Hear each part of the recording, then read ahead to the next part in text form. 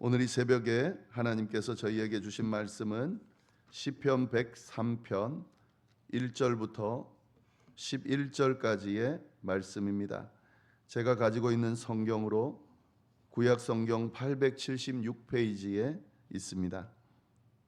시편 103편 1절부터 11절까지 우리 한 목소리로 봉독하도록 하겠습니다. 내 영혼아 여호와를 송축하라.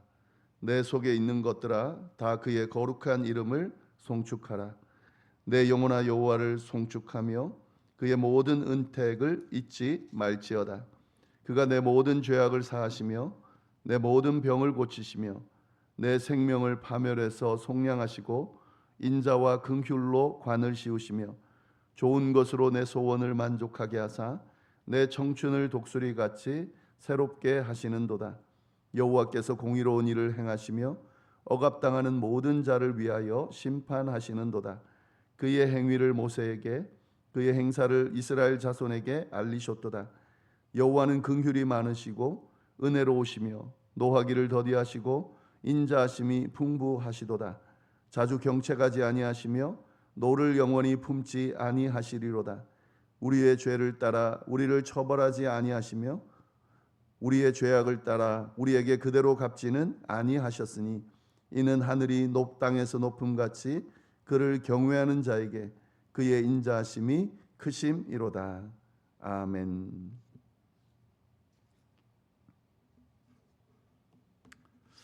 네, 오늘 저희가 나눌 말씀은 시편 103편입니다. 103편 상반절 말씀을 나눌 텐데 이 103편 말씀은 다윗의 시편입니다. 이 시편 내용을 잘 보면은요, 하나님의 은혜, 하나님의 사랑에 대해서 정말 잘 표현하고 있는 그런 시편이라는 것을 알 수가 있습니다. 제가 그 예배 주일 예배 시작할 때 예배 부름으로 정말 자주 선포하는 말씀이 바로 이 시편 103편 상반절 말씀입니다. 이 시편의 특징은 뭐냐면은요, 시작할 때 내 영혼아 여호와를 송축하라 이렇게 시작하죠. 시편 마지막 끝절에 22절을 보시면은 내 영혼아 여호와를 송축하라 이렇게 끝이 나고 있습니다. 그러니까 이 시편의 핵심 내용은 뭐냐면 여호와를 송축하는 겁니다. 근데 내 영혼아 여호와를 송축하라라고 하는 이 선포가 핵심 내용인 것을 알 수가 있습니다. 네, 오늘 말씀은 11절까지 크게 두 부분으로 나눠질 수 있는데 1절부터 5절 말씀을 보시면 하나님이 나 개인에게 이 시편 기자인 다윗에게 베푸신 그 은혜들을 쭉 나열하고 있고요. 그리고 6절부터 11절은 그 은혜가 단순하게 개인을 넘어서 얼마나 크고 넓게 펼쳐지는지에 대해서 고백하고 있습니다. 이 내용을 우리 함께 보도록 하겠습니다. 1절, 2절 보시면은 이렇게 돼 있죠. 내 영혼아 여호와를 송축하라. 내 속에 있는 것들아 다 그의 거룩한 이름을 송축하라. 내 영혼아 여호와를 송축하며 그의 모든 은택을 잊지 말지어다. 이렇게 고백하고 있습니다. 내 영혼아 여호와를 송축하라라고 하는 이 선포를 보면은요, 여호와를 송축하라라고 선포하는데 누구에게 지금 말하고 있는 거죠? 내 영혼아입니다. 이 다른 사람의 영혼들이 아니에요. 다른 사람에게 지금 찬양하라고 하나님을 송축하라고 지금 말하고 있는 게 아니라 내 영혼에게 지금 이야기를 하고 있습니다. 자기 영혼에게, 자기 자신에게 이걸 선포하고 있는 거죠. 내 영혼아 여호와를 송축해야 된다라고 이야기하고 있습니다. 우리가 하나님을 찬양해야 된다라고 하는 이 사실을, 또 하나님을 찬양하기 위해서 지음받았다라고 하는 이 사실을 잊어버릴 때가 참 많이 있죠. 살아가다 보면, 신앙생활 하다 보면 이건 잊어버리면 안 되는 거죠. 우리의 삶의 존재 목적, 삶의 방향 자체가 하나님을 찬양하며 사는 겁니다. 그런데 이 찬양하며 살아야 되는 이 삶의 목적대로 살지 못할 때가 참 많이 있죠. 뭐 여러 가지 삶의 무게에 짓눌려 살다 보면은 또 어떤 염려나 두려움 뭐 이런 것들을 겪다 보면, 또 다른 것들에 막 이렇게 정신 팔려 살다 보면 하나님을 찬양하지 못하는, 찬양해야 함에도 찬양하지 못하는 그런 모습을 보일 때가 있습니다. 찬양이 흘러나오지 않을 때가 있죠. 그때 어떻게 하려는 거죠? 스스로를 향해서, 스스로의 영혼을 향해서 외칠 수 있어야 된다는 거죠. 내 영혼아 여호와를 송축해야 된다. 그렇게 해야 사는 거다. 너는 여호와를 송축하기 위해 사는 사람이다. 그것이 너의 삶의 목적이고 모든 거다. 이렇게 선포할 수 있어야 된다 하는 거죠. 지금 이 시편이 우리에게 분명히 이야기해주고 있습니다. 다른 사람에게 자꾸 여호와를 찬양해야 된다 이렇게 자꾸 가르치려고 드는 사람들이 많이 있어요. 내가 먼저 찬양할 수 있어야 되죠. 그래야 다른 사람도 그 모습을 보고 찬양할 수 있는 거지. 나는 안 하면서 다른 사람에게 찬양해야 된다, 뭐 이렇게 해야 된다, 저렇게 해야 된다, 그거 아니죠. 내 영혼아 여호와를 송축하라. 그렇게 말하면서 그의 모든 은택을 잊지 말지어다. 이게 이제 그 내용입니다. 지금 내 영혼아 여호와를 송축하라. 지금 이 말은 여호와를 송축하지 못하는 상황이라는 것을 의미하고 있는데, 그의 모든 은택을 잊지 말아라라고 이야기한다는 건 뭐냐면 지금 찬양하지 못하는 이유가 뭘까요? 하나님께서 베푸신 은혜를 잊어버렸다는 거죠. 이 은혜를 잊어버리지 않으면 찬양할 수 있습니다. 문제가 뭐냐면 이 은혜를 잊어버리기 때문에 문제가 되는 겁니다. 이 은혜를 잊어버리기 때문에 찬양하지 않는 거예요. 이 은혜를 아는 사람들은 자연스럽게 찬양하게 돼 있습니다. 하나님이 베푸신 은혜, 하나님이 함께 하신 그 은혜를 생각하면 이 찬양이 안 나올 수가 없거든요. 참 감사하다, 너무 고맙다, 너무 하나님께서 이런 은혜를 주셔서 정말 하나님 앞에 찬양 드릴 수밖에 없다, 이렇게 자연스럽게 되거든요. 근데 찬양하지 않는다는 것은 하나님이 베푸신 은혜를 기억하지 않는다는 거죠. 잊어버렸다는 거죠. 그래서 지금 이 시편 기자는, 다윗은 내 영혼아 여호와를 송축하라 라고 선포하면서 모든 하나님이 베푸신 모든 은혜를 잊어버리지 말아라, 기억해내라, 그것이 찬양하는 방법이다 라고 지금 이야기를 하고 있는 겁니다. 3절부터 5절 말씀 보면 이제 그 은혜를 쭉 나열합니다. 어떤 은혜였는지 5가지 은혜가 열거되고 있죠. 하나님이 베푸신 5가지 은혜가 뭔가? 그가 내 모든 죄악을 사하시며 죄를 사해 주셨다는 거죠. 하나님이 베푸신 은혜, 다윗에게 베푸신 은혜가 뭐냐면 모든 죄악을 사해 주셨다 하는 거죠. 사실 은혜 중에 가장 큰 은혜가 뭡니까? 죄 사함이죠. 만약에 우리가 우리의 죄를 용서받지 못한다고 하면 결론적으로는 뭐죠? 죽음이죠, 죽음. 이 우리의 삶의 이 고달픈 인생 여정에서 벗어날 수가 없죠. 그런데 하나님께서 예수 그리스도를 통해서 우리에게 우리의 모든 죄를 대속하시고 우리의 모든 죄악을 사해 주셨다. 사실은 이것만 생각해도 하나님 앞에 감사할 수밖에 없습니다. 이게 은혜죠. 우리가 이런 은혜를 받았다는 것을 잊어버리지 않는다면 하나님을 찬양할 수밖에 없다는 거죠. 하나님이 베푸신 첫 번째 은혜, 그가 내 모든 죄악을 사하셨다.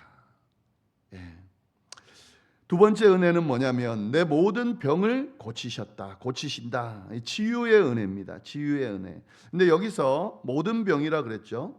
여기서 모든 병이라는 것은 육체적인 병만을 이야기하는 게 아닙니다.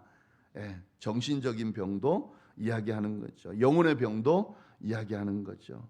그러니까 죄로 인해서 망가진 우리의 모든 존재를 고치신다, 회복시키신다 하는 겁니다. 몸도 마음도 영혼도 우리의 모든 것을 고치주, 우리의 모든 인격 전체를 고치시는 분이 바로 하나님이시다. 하나님이 우리의 모든 병을 고치신다. 그래서 하나님을 찬양해야 된다라고 고백하는 겁니다. 우리가 하나님 앞에 지금 이제 새벽 기도를 드리면서 지금 뭐 평온한 가운데 새벽 기도를 드리는 분들이 대부분이겠지만 혹시 뭐 다른 사람에게 이야기하지 못할 그런 어떤 걱정, 고민, 질병, 마음의 아픔, 상처 뭐 이런 것들을 가지고 새벽 제단을 쌓는 분들도 있을 겁니다. 기도할 때마다, 개인 기도 드릴 때마다 하나님, 저는 이러이러한 상태입니다. 주님이 고쳐주셔야 됩니다. 주께서 도와주셔야 됩니다. 도와주십시오. 이렇게 기도하고 있을 겁니다. 또 누군가를 위해 가족들 중에 또 아파하는 병에 걸린 또 여러 가지 힘든 가정 가운데 있는 사람을 놓고 하나님 그를 고쳐주시기를 바랍니다. 이렇게 기도하고 있을 겁니다. 이 고백을, 이 지금 시편 기자를 통해 주어지는 이 고백을 붙드시기를 바랍니다. 하나님은 어떤 분이냐? 우리의 모든 병을 고쳐주시는 분이시다. 예, 이거 붙들고 기도하시기를 바랍니다. 이 시편 기자 다윗이 고백한 이 고백은 다윗에게만 적용되는 것이 아니라 모든 하나님의 백성들에게, 이 하나님을 믿고 간구하는 모든 이들에게 적용된다는 사실을 기억하면서 주여, 주님은 모든 병을 고쳐주실 수 있는 분임을 믿습니다. 제 질병을 고쳐주십시오. 제 육체적인 질병을 고쳐주십시오. 제 마음의 상처를 회복시켜 주십시오. 저의 영혼을 회복시켜 주셔서 또 사랑하는 누군가의 그 모든 것을 회복시켜 주셔서 낫게 해 주십시오. 이렇게 믿고 기도하면 하나님께서 그 기도에 응답해 주신다 하는 거죠. 예, 또 어떤 은혜입니까? 내 생명을 파멸해서 속량하셨다. 예, 속량의 은혜입니다. 이 죄사함의 은혜와 같은 거죠. 하나님이 값을 치르고 우리를 사셨다. 이게 속량이잖아요. 예수 그리스도를 죽이심으로 우리를 대신 속량하셨다. 이 은혜입니다. 그리고 인자와 긍휼로 관을 씌우셨다. 속량받은 우리에게 인자, 넘치는 사랑과 긍휼로 관을 씌워주셨다 하는 거죠. 죄수인 우리에게 하나님의 백성이라고 하는 그런 관을 씌워주셨다는 거죠. 파멸로 치닫는 우리에게 회복의 관을 씌워주셨다 하는 겁니다. 이게 네 번째 은혜입니다. 마지막으로 좋은 것으로 내 소원을 만족하게 하사 내 청춘을 독수리같이 새롭게 하신다. 새롭게 하시는 은혜라는 거죠. 우리에게 좋은 것으로, 우리의 소원을 좋은 것으로 채워주시는 은혜가 베풀어진다 하는 겁니다. 우리가 소원하는 게 있죠. 그런데 그 소원하는 걸 하나님이 만족하게 해주신다는 거죠. 좋은 것으로 채워주신다는 거죠. 우리가 때로는 잘못 구할 때도 있습니다만은 하나님이 정말 좋은 것으로, 때때로는 우리의 기도는 응답하지 않으시지만 우리가 기도하는 것보다 훨씬 더 좋은 것으로 채워주신다라고 하는 거고요. 그리고 독수리같이 새롭게 하신다. 우리의 청춘을. 우리의 육신은 노쇠하죠. 예, 그렇게 힘있게 살지 못하죠. 나이가 들어갈수록 무기력해지고 또 우리의 모습은 점점점 쇠약해지죠. 그러나 하나님은 어떻게 하신다고요? 청춘처럼 독수리같이 새롭게 하신다. 그래서 예수 믿는 사람들은 겉으로 육신은 노쇠해도 진짜 주님을 잘 믿는 사람들은 늘 청춘같이 하나님 앞에 기도하고 늘 청춘같이 신앙생활하고 늘 청춘같이 주어진 사명을 감당합니다. 하나님이 그렇게 만들어 주시기 때문에 그렇습니다. 예. 이사야 40장 31절 보면 여호와를 앙망하는 자는 새 힘을 얻으리니 독수리가 날개치며 올라감 같을 것이다. 약속해 주셨죠. 이것은 나이에 관계없이 모든 이들에게 주어지는 약속입니다. 하나님이 주시는 은혜입니다. 예, 이것이 하나님의 백성들이 받아야 될 은혜고 받을 수 있는 은혜고 받는 은혜다. 이 은택을 잊지 말지어다 라고 선포하는 거죠. 그러면서 이 은택 때문에, 이 은혜 때문에 여호와를 찬송할지어다 라고 선포하고 계신 거죠. 네. 네, 그 다음에 6절부터 조금 말씀을 보시면 이 은혜가 이제 더 확대되는 것을 볼 수가 있습니다. 여호와께서 의로운 일을 행하시며 억압당하는 모든 자를 위하여 공의를 행하시는도다. 하나님의 은혜는 개인의 내면에만 머물지 않고 억압당하고 눌린 자들을 위해 공의를 행하시는 하나님이시다 라고 하는 거죠. 이 세상에는 진짜 억울하고 부당한 일을 당하는 사람들이 많습니다. 하나님 그들을 외면하지 않으세요. 그렇다면 하나님의 백성들도 외면하지 말아야 됩니다. 내 편, 네 편이 아니고요.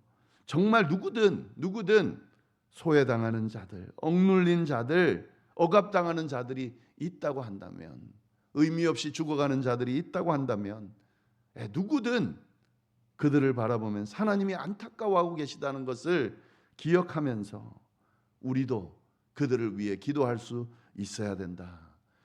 저렇게 죽어도 마땅하다 그런 건 없습니다. 하나님께서는 이 억압당하는 자들을 위하여 공의를 베푸시는 하나님이십니다. 당연히 하나님의 백성들도 그럴 수 있어야 한다 하는 거죠. 그의 행위를 모세에게 알리셨도다. 하나님께서 어떤 모습으로 행하시는지 모세에게 직접 알려주신 것처럼 우리에게도 동일하게 알려주셨다 하는 거죠.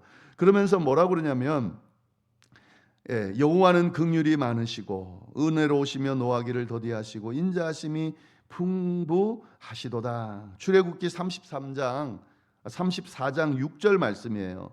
이 말씀을 인용하면서 하나님이 어떤 분이신지를 분명하게 알려주면서 그래서 찬양 받으시기 합당하시다라고 이야기하고 계십니다. 여호와는 어떤 분입니까? 긍휼이 많으시고 은혜로우신 분이시다. 우리 앞에 은혜를 베푸신 분이시죠. 그리고 노하기를 더디하시는 분이시다.